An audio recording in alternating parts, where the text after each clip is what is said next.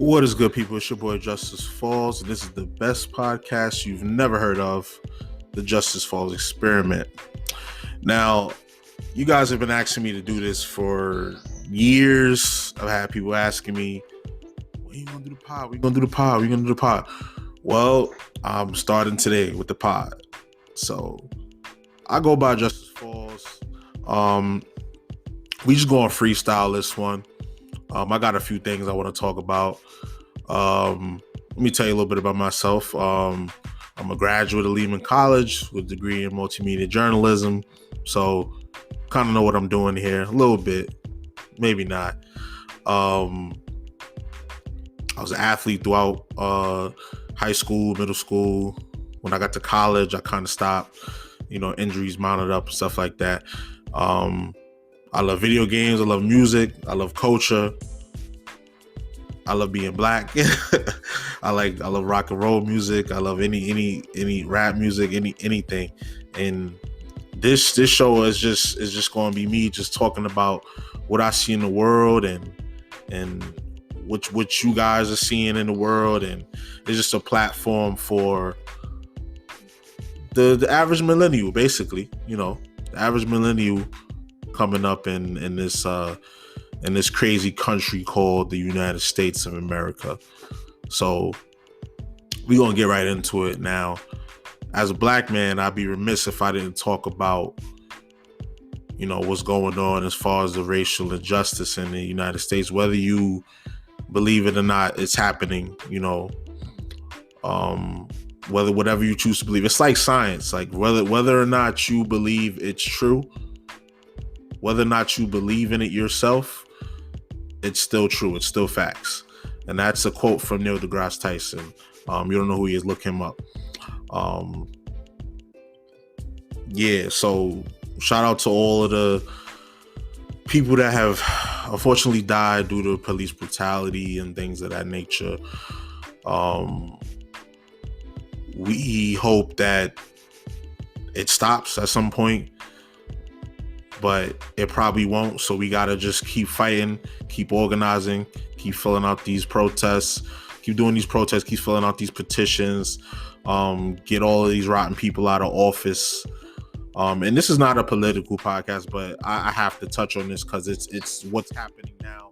And it's what's been happening in this country for years and years and years. There's been a lot of strife in this country, starting from the top down with the president. But I'm honestly optimistic about everything that's going on right now, because regardless of what we might think or what we might think of people's intentions, things are changing. People are rebranding and people are becoming more aware of what, Black people have gone through in this country.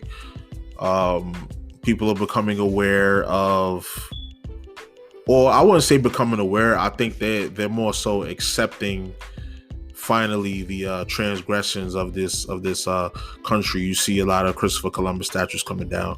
You see a lot of Confederate soldier statues coming down and stuff like that.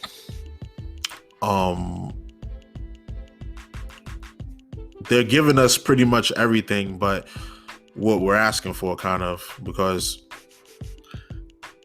we want the people that, we all obviously know about the George Floyd situation. We want those cops to be trialed and jailed.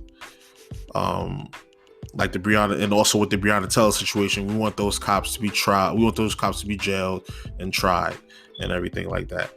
So until that happens, and even after that happens, we're going to keep organizing, keep fighting, keep protesting. But I feel like I'm talking in circles in here. Basically, we want justice for all. People always want to bring up make America great again, but America wasn't always great for everybody. America wasn't always great for people that look like me. So was it ever really that great? I don't think so. But also, another topic I want to discuss real quick was, obviously COVID-19. Honestly, I have a somewhat of a positive outlook, because I believe that over time it will pass, and we will get a vaccine for it. Now, for all you conspiracy people, they think they think there's a chip inside the vaccine, that when you take the vaccine they're gonna pump the chip inside of you. If they wanted to chip us, we'd be chipped already. So let's stop the conspiracies, because had they wanted to do that, it would have been done already. It's already been implemented for like dogs and stuff like that, so you can track your dog if it gets lost or something.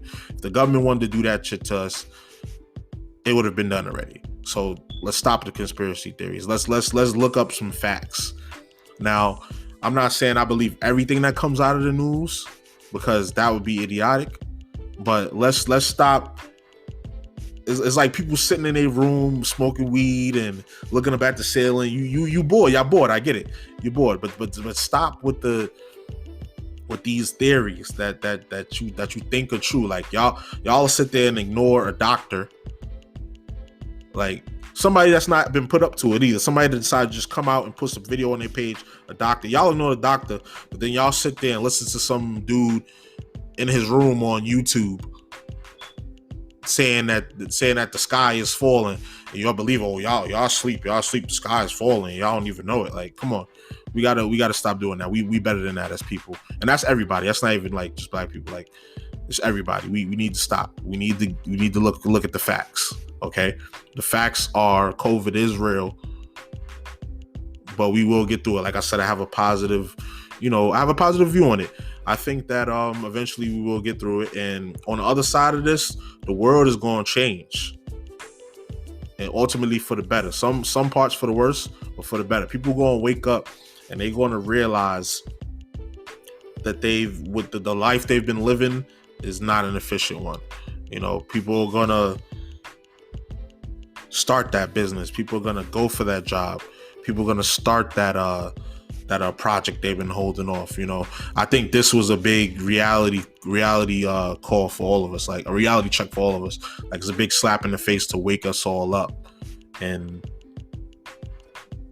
remind us that life ain't guaranteed. You know, it's really not. So as far as COVID is concerned, I feel like I said, at the other side of this, we'll be okay. We'll definitely be okay. So, also another thing I read an article about the second stimulus. Now, I know a lot of people feel different kinds of ways about the stimulus, but at the end of the day, it's money that you ain't have, and it's money that people need. So they need to get that out there as soon as possible. Apparently, there's supposed to be a discussion. They're supposed to meet up again, like Congress and the Senate and all that stuff. They're supposed to meet up Monday to announce what's been planned so far.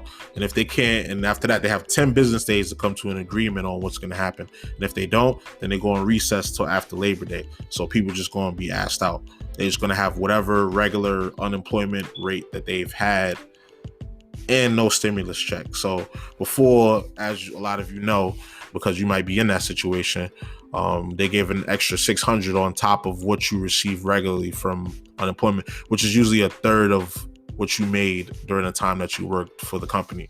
So people need that $1,200. It's not much. It's not a lot of money. Let's be real. It's not a lot of money, but it could keep certain people from losing their house for another month, losing their apartment for another month. If they don't come to a decision, I see a lot of slumlords, landlords, they're gonna be kicking people out their house, and it's gonna be ugly. It's gonna be real ugly.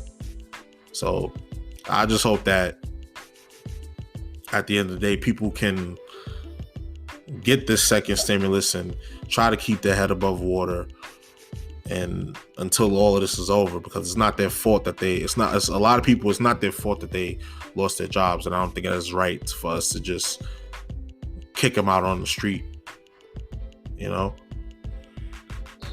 And as far as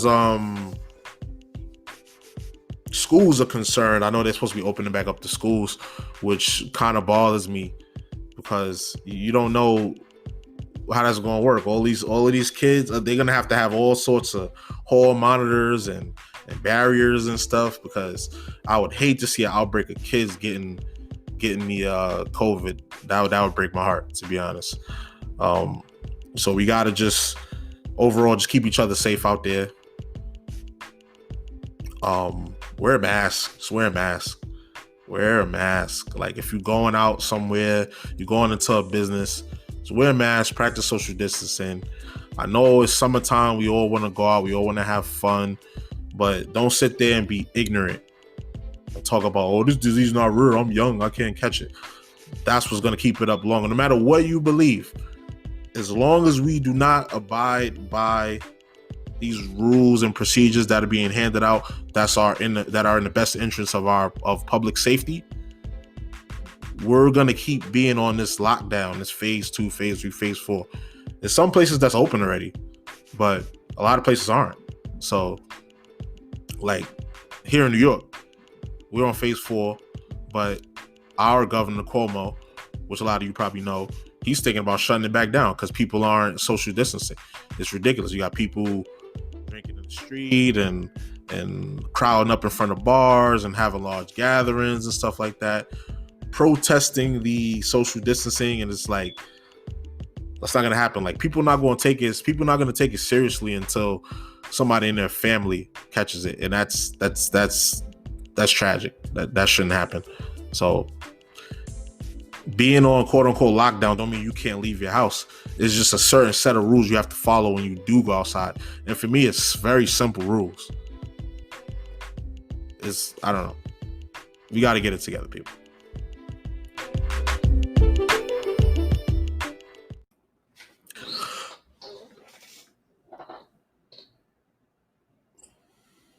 Yeah. This is the JusticexFalls experiment. We are back. And now let's all the serious stuff that I wanted to talk about out the way. Now let's get to the tea, because I know any successful podcast has some sort of tea to sip. So I'm gonna give y'all some thoughts on what I think about a couple situations, and we're gonna start with this entanglement situation. So y'all know what that means. So that's this Jada and Will situation. So unless you've been living under a rock, or you really just don't pay attention to celebrity drama. I mean, I don't, but it was right there in my face. How can I not see it and not talk about a couple that's been together like 25 years and been through their ups and downs? And this is another big down, I guess they had. Yeah, so the Jada and Will situation, got to talk about it. So, like I said, for those of you who don't know, Jada Pinkett Smith and Will Smith, they are a successful black couple. They've made numerous films and programs, and they're involved in pretty much anything you could think of. A lot of y'all don't know, Jada had a band back in the day, and it was like some industrial experimental metal type stuff. Look that up.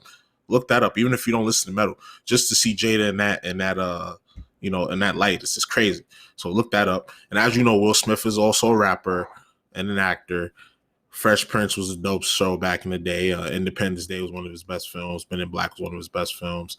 He's been in a bunch of films, and no matter what you say, if he fell off, he's still getting 20 million every film. So I don't know. I would like to fall off and have 20 million for every film I make. If that's considered falling off, I love to fall off. But anywho, yeah, very successful black couple. They've had a couple children. Will has another child from his previous marriage. He should be like, I don't know, probably in his 30s or something like. But the two children that Jada and Will had together, that's Willow and Jaden. Y'all should know Willow and Jaden. They're successful musicians and fashionistas. Jaden's actually like a fashion icon. I didn't even know that till a couple years ago. But yeah, so Jada has some dope music. He's on some like trap rap ambient, like ambient flow. Like I like his stuff. Willow has that that ambient Halsey kind of vibe. I like her music as well. Um, you guys should check their music out, definitely. Um, but let's get to it. I didn't talked enough about who they are. You should know who they are. I don't even know why I'm explaining who they are. So basically, um, Jada had an what she called an entanglement with R&B singer August Alsina. So what had happened was about 5 or 6 years ago. They August was coming around. What they didn't mention was that August was Jaden's friend, was a friend of Jaden. So keep that in mind. He came around. They mentioned that he was sick. He was going through stuff. He was like off the drugs, off the pills, off the alcohol. He talked about it in his music. I actually been knew about August back since like 2013, 2014 when we first was getting up, because there's a lot of girls in my old job that bumped him, that really liked him. So I was like, all right, this dude is pretty solid, like his music. But yeah, they said he came to me, he was sick, and it was around the time Will and Jada was going through some stuff. Will had dumped her, and we saw what Will did. Y'all, if you don't, then he was messing with this actress Margot Robbie at the time. They did two films together. I believe it was Suicide Squad and then some other film. Where they were like an unlikely duo, they didn't want to work with each other, but they ended up working with each other. Um, I forget what that movie's called, like Friends or something like that. I forget what it's called. Let me while we here, I'm gonna just look it up for y'all. Will Smith. If you hear my keys clacking, my fault. We're just getting started. This is only the first episode. Give me a break. Focus. Yes, Focus. That was the movie that they were both in. Yeah. So you already seen the pictures in the tabloids of them kissing, them being all buddy buddy in interviews. They were in two straight movies together. Will was done with Jada at the time, so you know, Will did what he did. Jada did what she did. Um, but the way the story was told, and on the stuff that I seen, I feel like Will did his thing because she went and did her thing. I don't know if he knew at the time that they was messing around. But I mean, he had to, because apparently there was a conversation between him and August that he gave permission or whatever. But Jada denied that. We don't know. We don't know if that happened or not. It's a he say she say kind of thing. Because August also did an interview with, I think, Angela Yee, and he was speaking about his side of it, how he was hurt and all this stuff. So it's a bunch of here we go, entangled. You like that word? Phrases going around. So I don't know. But yeah, Will he looked hurt because I didn't even explain. So Jade also has this show called The Red Table, which I should know, where she sits down and she breaks down different scenarios based off who she has. So she had Will on the show, obviously, and the man looked hurt. Like, people say he was acting. People say you missing the point. Da da da. But that man looked hurt. Like, he said, I don't never want to go through this again. Like, you got like body language and linguistics experts breaking this down. Like, I honestly think that he felt hurt. I honestly feel like Jada think it was just something. It just happened, you know. Um, but we'll never know how they really feel.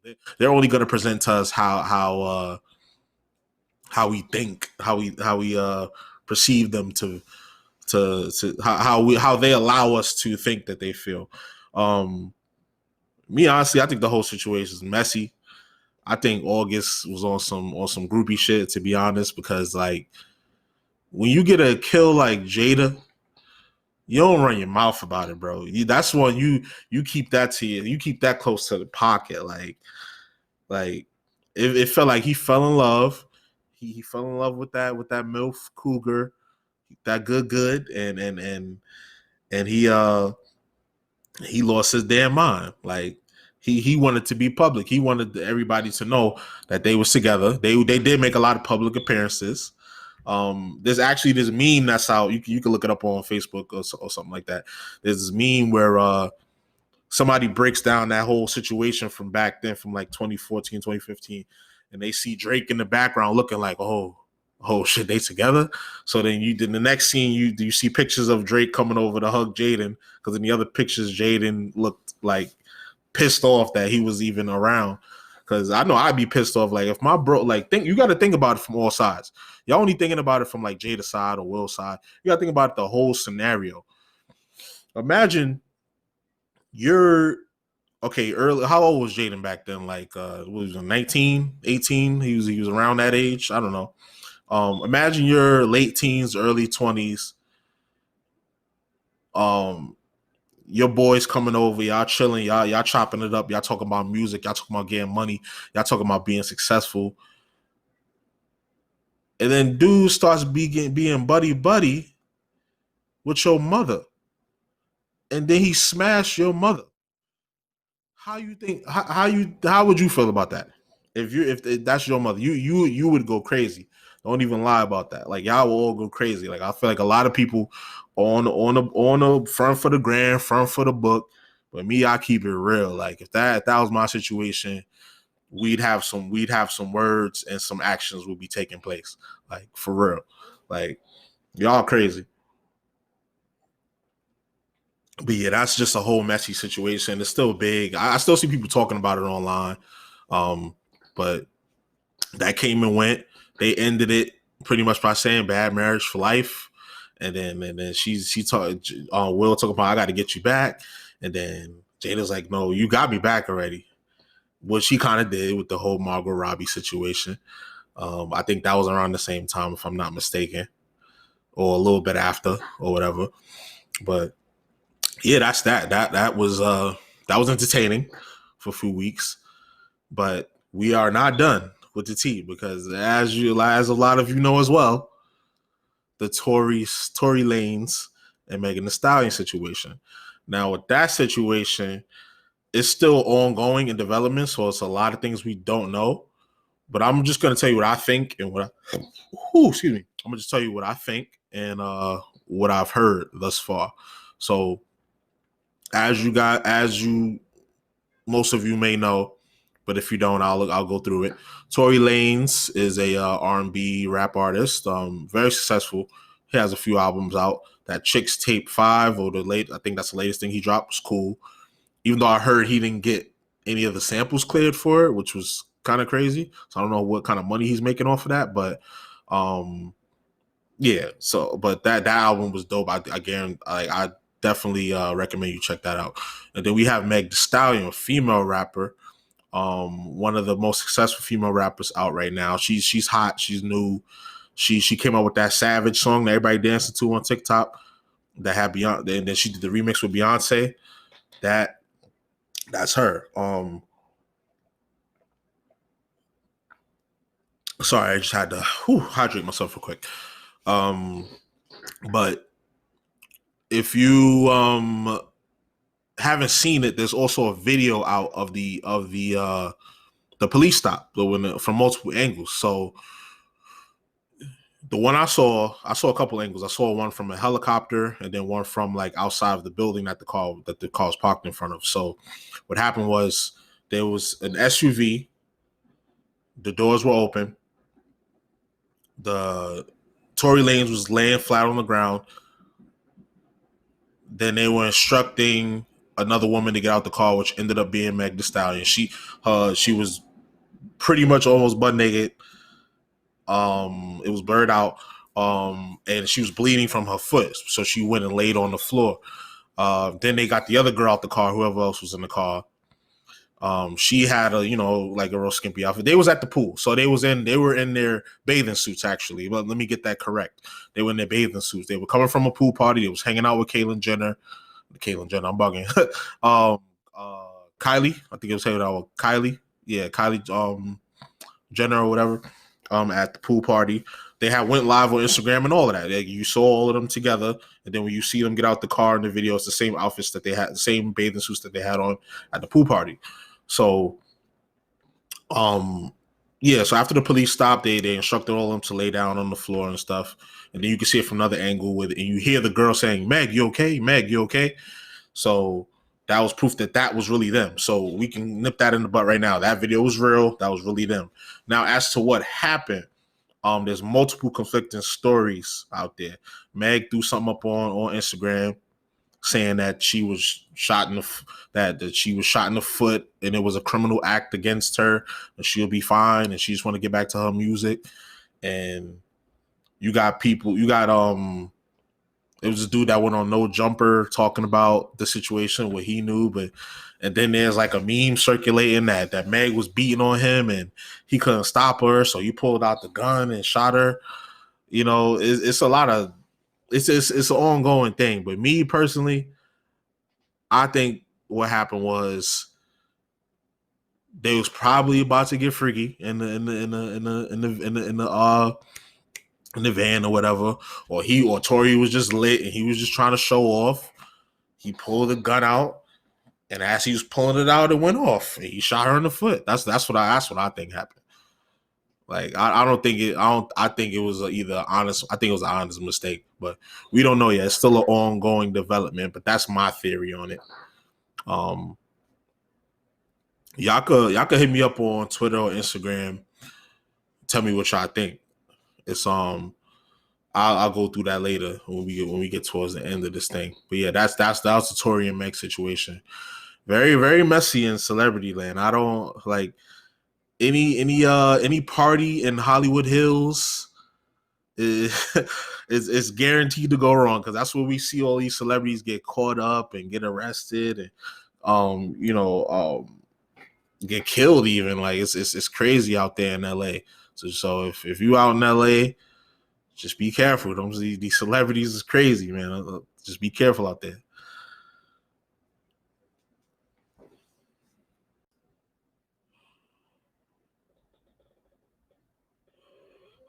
Once again, this is a Justice Falls experiment. And I got one more thing I wanted to talk about. So a lot of you know me, a lot of you don't. But I am a huge wrestling fan. So I wanted to touch on a topic that has been going around, has been real big in the media. The Undertaker, the wrestler The Undertaker. Now, I know a lot of you listening are millennials or probably even older, or some of y'all even younger. Y'all know who The Undertaker is. The big deadman, the dude that used to take 5-10 minutes to come to the ring, the dude that used to come to the ring, choke slam, body slam everybody. He even came out on a motorcycle a few times. That was one of his other gimmicks. He's actually they have a series on the WWE Network called The Last Ride. It finished a few weeks ago, and on the last episode, he announced his retirement. Now, I've seen a few people that I didn't even know used to watch wrestling, posting about it. So I just wanted to give my take on it.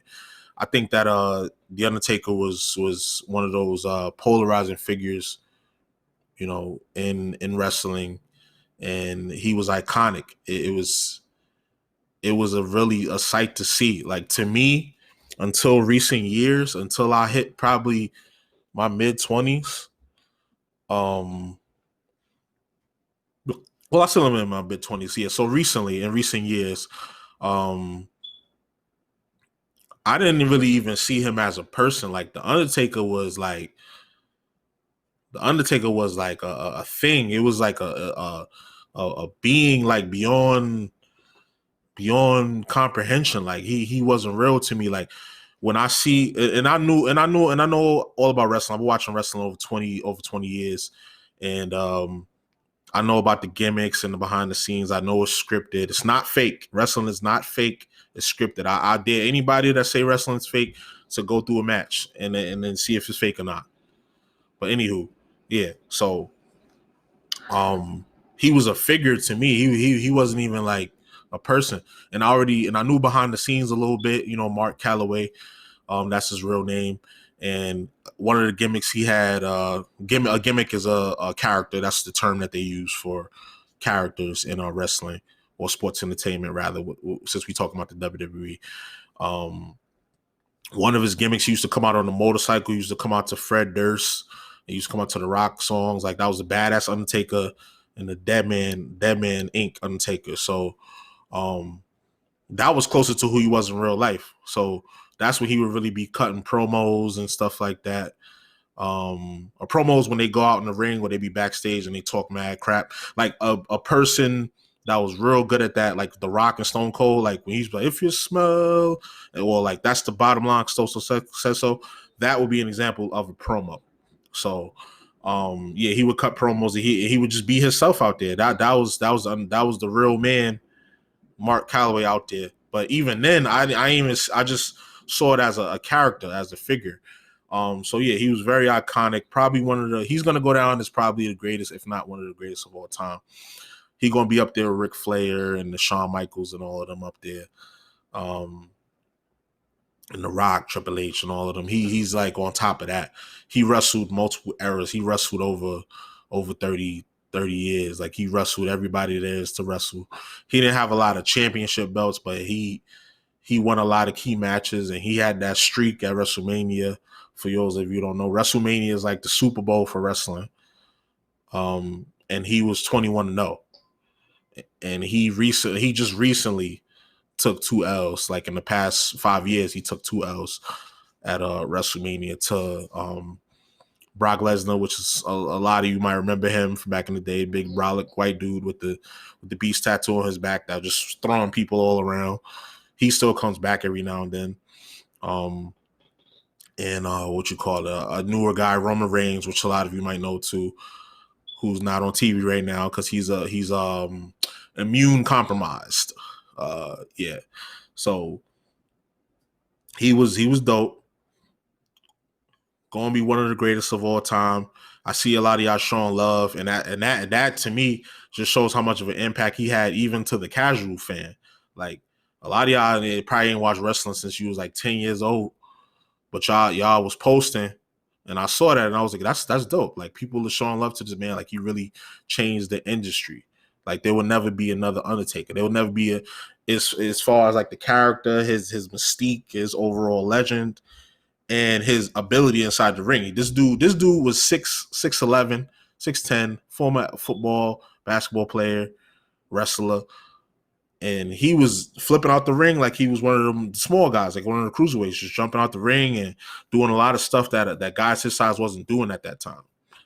You know? So that was dope to me. And I just wanted to talk about that because that's something that was important to me.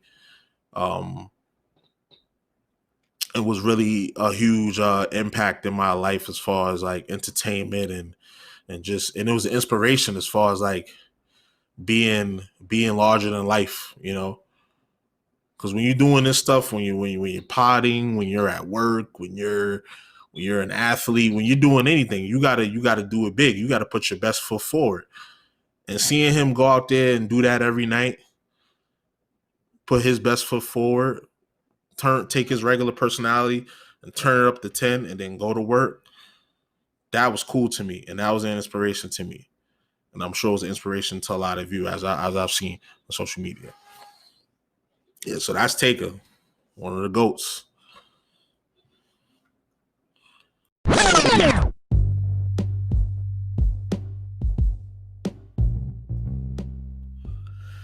And that's that, people. That is the first episode, pretty much. I said what I had to say. This was fun. I hope you guys enjoyed it too. You could definitely hit me up on Twitter, impart IMPART_justice. I'm on the gram too, Instagram, JusticexFalls _. I'm also on YouTube under JusticexFalls and Twitch.